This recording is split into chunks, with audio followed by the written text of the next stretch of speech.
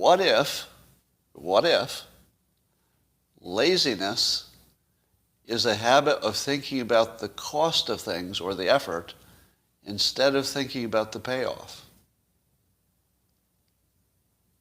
I'm going to say it again to get a few more heads to explode. What if laziness is nothing but a habit of thinking about the effort instead of thinking about the outcome?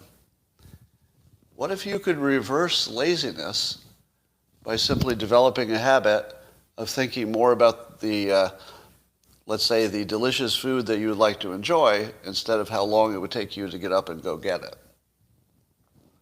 But the real question is, if you were to test this at home and try to see if you can think more about the good outcome and less about the work, would you get it done?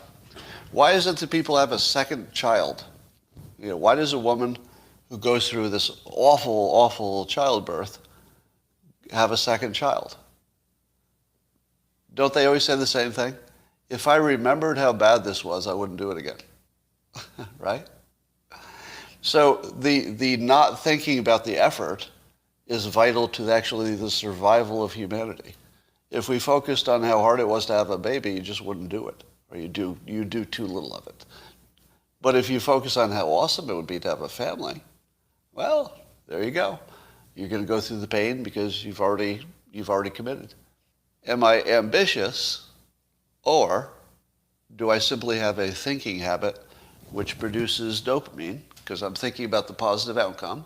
And is the dopamine the thing that gets me up and moving? And when you're observing me, you say, how the hell do you get so much done? And how do I do it?